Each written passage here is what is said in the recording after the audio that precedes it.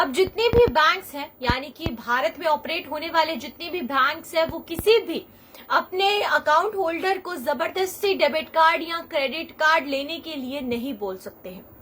ये जो गाइडलाइन है ये आरबीआई द्वारा जारी की गई है और इस गाइडलाइन के हिसाब से बात करते हैं तो इस गाइडलाइन के हिसाब से जो अभी तक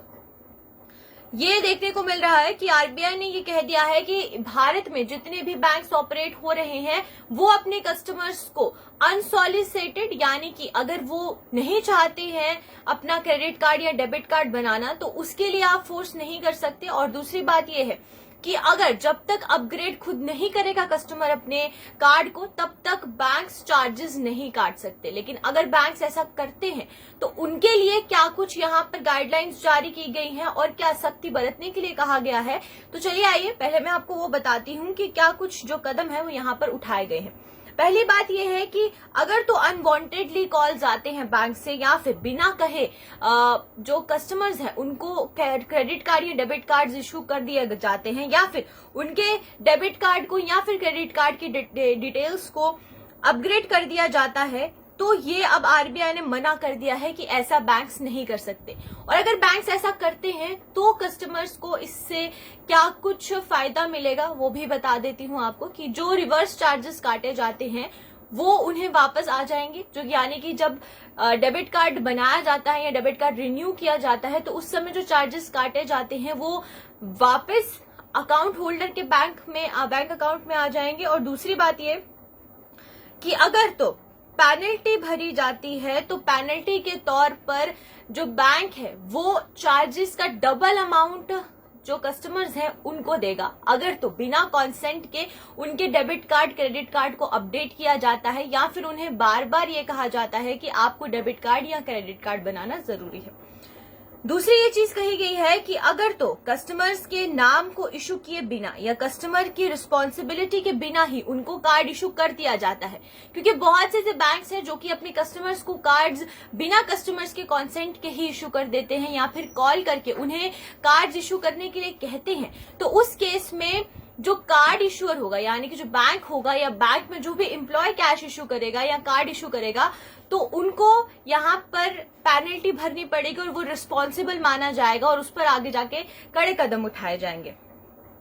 और उसके बाद ये भी कहा गया है कि अगर तो रिटर्न कॉन्सेंट कस्टमर ने नहीं दिया है, अगर तो कस्टमर रिटर्न में लिख के नहीं देता है कि अगर उसे जो है डेबिट कार्ड या क्रेडिट कार्ड की जरूरत है और रिटर्न के साथ साथ अगर रिटर्न में नहीं दे पाता तो डिजिटली भी किसी तरीके का कोई जो प्रूफ है वो बैंक के पास होना चाहिए कि कस्टमर ने खुद कहा है कि वो क्रेडिट कार्ड या फिर डेबिट कार्ड को इशू करवाना चाहता है, यानी कि एटीएम कार्ड को इशू करवाना चाहता है। और अगर ऐसा नहीं होता है तो उस केस में बैंक्स खुद जो है खुद से डेबिट कार्ड या क्रेडिट कार्ड इशू नहीं कर सकते हैं। उसके बाद बीच में जो थर्ड पार्टी एजेंट्स होते हैं या फिर कार्ड इश्यूअर्स होते हैं उनको भी ये कहा गया है कि अगर वो रिकवरी के लिए, क्योंकि क्रेडिट कार्ड्स की रिकवरी के लिए जो थर्ड पार्टी एजेंट्स होते हैं या फिर जो कार्ड इश्यूअर्स होते हैं वो बार बार जो जितने भी एम्प्लॉयज हैं या फिर जो जिनके पास क्रेडिट कार्ड्स हैं या फिर डेबिट कार्ड्स हैं, खासकर क्रेडिट कार्ड्स के अमाउंट की रिकवरी के लिए जो एजेंट्स हैं वो बार बार जाते हैं और रिकवरी के लिए हैरास करते हैं कस्टमर्स को, तो उन पर भी यहाँ पर कड़ा कदम उठाने के लिए आरबीआई ने गाइडलाइन जारी कर दी है और ये कहा है कि वो किसी भी तरीके से हैरास नहीं कर सकते कस्टमर्स को। तो ये कुछ ऐसे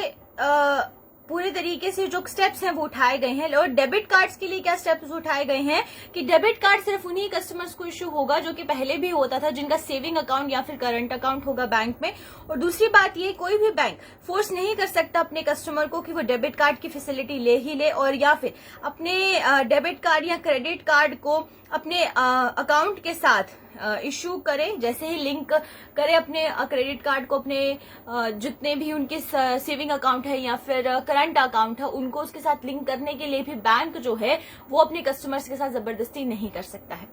तो ये कुछ ऐसी गाइडलाइंस है जो कि सरकार द्वारा जारी की गई है। और अगर तो आपका कार्ड या डेबिट कार्ड हो या फिर क्रेडिट कार्ड हो वो गुम हो जाता है तो उसको लेकर भी नई गाइडलाइंस यहाँ जारी कर दी गई है। आपको बता दें कि कार्ड इश्यूअर जो है वो आपका कार्ड गुम होने के टाइम पर जैसे ही कार्ड गुम होता है तो अगर आप बैंक को इन्फॉर्म करते हैं तो उसी समय आपके कार्ड को ब्लॉक कर दिया जाएगा।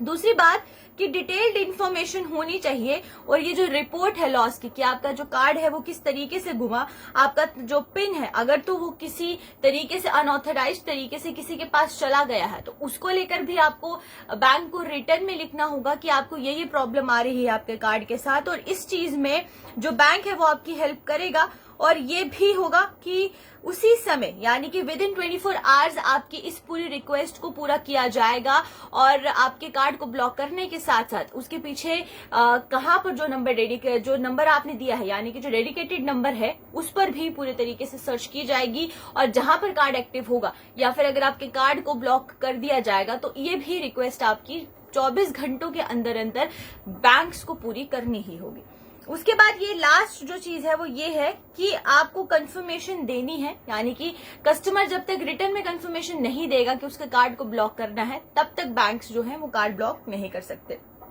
तो ये थे कुछ ऐसी गाइडलाइंस जो कि आरबीआई द्वारा जारी की गई है खासकर अपने कस्टमर्स को और बेनिफिट्स देने के लिए। और जितने भी बैंक्स पूरे जम्मू कश्मीर के साथ साथ पूरे भारत में ऑपरेट हो रहे हैं उनके लिए जो गाइडलाइंस है ये जारी हो गई है। और ये गाइडलाइंस 1 जुलाई से ये तब्दीली हो रही है बैंक्स में, खासकर एटीएम कार्ड को लेकर और जो भी आपके क्रेडिट कार्ड्स है उनको लेकर ये रूल्स 1 जुलाई से लागू कर दिए जाएंगे। और 1 जुलाई के बाद जो तब्दीली है ये आ जाएगी। अभी के लिए फिलहाल आप मुझे इजाजत दीजिए, इसी तरीके से मैं और अपडेट्स लेकर हाजिर होती रहूंगी। नमस्कार।